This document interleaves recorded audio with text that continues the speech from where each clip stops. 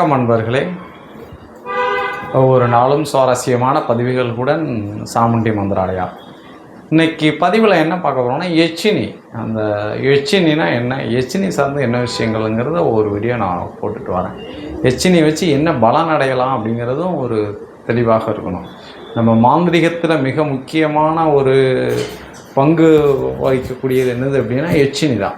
எச்சினியில் 12 எச்சினி இருக்குது. அந்த 12 எச்சினியில் என்ன பண்ணணும் அப்படிங்கிறத நம்ம ஒரு தெளிவாக ஒவ்வொரு விஷயங்களும் நம்ம பண்ணிட்டு வரணும். 12 எச்சினியில் இப்போ நம்ம எல்லோரும் கரண எச்சினியை வச்சு என்ன பண்ணலாம் அப்படின்னா, கரண எச்சினி முதல்ல சில விஷயங்களை தெரிஞ்சுக்கிடணும். சும்மா நம்ம இப்போ நம்ம எல்லாருமே என்ன பண்ணுறோன்னா, எச்சினியில் மந்திரங்கள், ஐயும் ஜவ்வும் கிளியும்னு சொல்லக்கூடிய மந்திரங்களில் சில சூட்சமங்கள் இருக்குது. இது நம்ம என்ன பண்ணிடுறோம், கரண எச்சினி நல்லது பண்ணுறது, அதாவது ஒரு வசியம் பண்ணுறது போகிறது, அது ஒரு பால் மாதிரி சொல்லப்போனால் சகல விதத்துலேயும் அது நமக்கு ஒரு ஒத்துழைப்பு குடிக்கிறது தான் கரண எச்சினி. அப்போ அந்த கரண எச்சினியை நம்ம பண்ணாமல் என்ன பண்ணுறோம் அப்படின்னா, கரண பிசாசு எச்சினின்னு இருக்குது.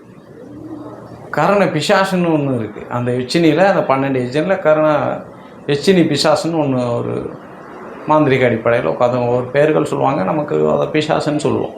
கருணை எச்சினி பிசாசுன்னு சொல்லுவோம்.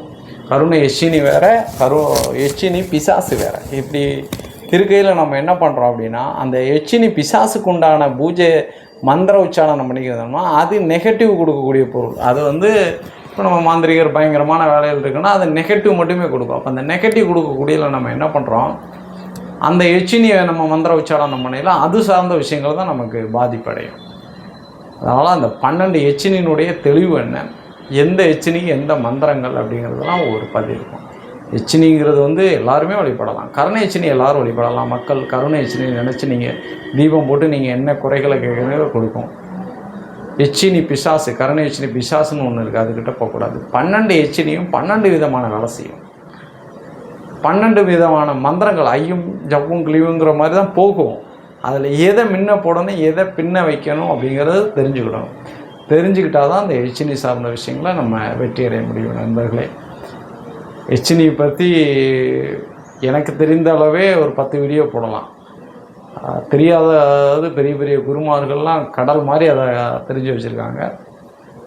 எனக்கு ஒரு நண்பர் எச்சினி வீடியோ போடுங்க சாமி, அது கொஞ்சம் தெரிஞ்சுக்கிடணும் அப்படின்னு சொன்னாங்க. அதனால் நம்ம எச்சினி வீடியோ கிட்ட வந்திருக்கோம்.